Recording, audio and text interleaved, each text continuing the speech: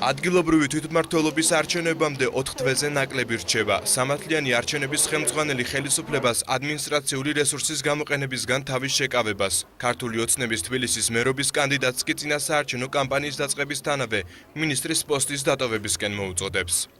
ცოტა ხანში, როდესაც უკვე ცოტა უფრო გააქტიურდება კამპანია და რეალურად გადავალთ წინა საარჩევნო რეჟიმში, კარგი იქნებოდა, კარგი პრაქტიკა იქნებოდა და კარგი სტანდარტი იქნებოდა, თუ ვთქვათ, მინისტრი ნარმანია გადადგება და მე პარალელს გავაკეთებ, როდესაც გიორგი მარგველაშვილი იყო მინისტრი, მას არ უკრძალავდა კანონი, რომ ყოფილიყო კანდიდატი ასევე პრეზიდენტობის, თუმცა ის გადადგა.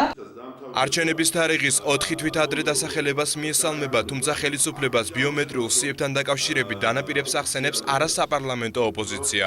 მამუკა კაციტაძე მიიჩნევს, რომ ახალი სიების ფორმირება აღარ მოესწრება. ბიომეტრიული პარამეტრები მოიცავს ერთის მხრივ ბიომეტრიულ ფოტოსურათს, მეორეს მხრივ ელექტრონულ ხელმოწერას და მესამეს მხრივ თითის ანაბეჭდების, ასე ვთქვათ, მონაცემების დატოვებას. ამ თვალსაზრისით 2014 წლის ადგილობრივი თვითმმართველობის არჩევნებიც ვერ ჩატარდება. ეროვნულ-დემოკრატიული პარტიის პოლიტიკური მდივანი კი ამბობს, რომ ხელისუფლებამ მათი და არასამთავრობო სექტორის ინიციატივების საარჩევნო კოდექსთან დაკავშირებით არ გაიზიარა. გოჩა გაგნიძეს პრეტენზიები აქვს თვითმმართველობის კოდექსთან დაკავშირებითაც. 7 თვითმმართველი ქალაქი გამოიყოფა და არ ვიცით, დარჩენილ მუნიციპალიტეტებში საზღვრები არ არის, ასე თქვა, ჯერ ცნობილი და ეს პრობლემას ფრის ბუნებრივია პარტიებიც, იმიტომ რომ ჩვენ ჯერ ვერ ვემზადებით, ვერ ვიწყებთ, ასე თქვა, მუშაობას. არჩევნების თარიღის გამოცხადება დღეს პარლამენტში პოლიტიკური დებატების შემდეგ შეფასდა. მმართველი პარტიის წარმომადგენლები პრეზიდენტის მიერ თარიღის 4 თვით ადრე დასახელებას მიესალმებიან. უმცირესობა კი მიიჩნევს, რომ ამით არაფერი იცვლება. ვიღებთ საარჩევნო კოდექსს, რომელთან დაკავშირებითაც სერიოზული კრიტიკა აქვს იგივე არასამთავრობო სექტორს, რომელსაც არ იცნობს ვენეციის კომისია და რომელსაც არ ეთანხმება საპარლამენტო და არასაპარლამენტო ოპოზიცია.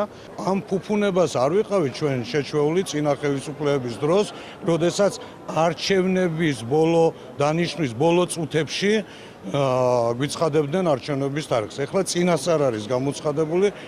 საარჩევნო სისტემის გაუმჯობესებისა და სამართლიანი საარჩევნო გარემოს შექმნასთან დაკავშირებით ინიციატივები აქვს არასამთავრობო სექტორს.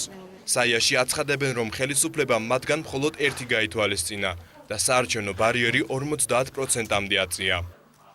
ვფიქრობთ, რომ უნდა განხორციელდეს ერთიანი სისტემის, ასე ვთქვათ, საარჩევნო სისტემის მოდიფიცირება და ამ შემთხვევაში ჩვენ რა თქმა უნდა ისევ მხარს ვუჭერთ, რომ მრავალმანდატიანი საარჩევნო ოლქები შეიქმნას, ასევე მერების და კანდიდატების წარდგენის საშუალება ჰქონდეთ დამოუკიდებელ საინიციატივო ჯგუფებს. არჩევნების დღე ოფიციალურად გამოცხადებულად მას შემდეგ ჩაითვლება, რაც პრეზიდენტი შესაბამის აქტს გამოსცემს და პრემიერი ხელს მოაწერს. ეს კი პარლამენტის მიერ საარჩევნო კოდექსში დაგეგმილი ცვლილებების დამტკიცების შემდეგ მოხდება.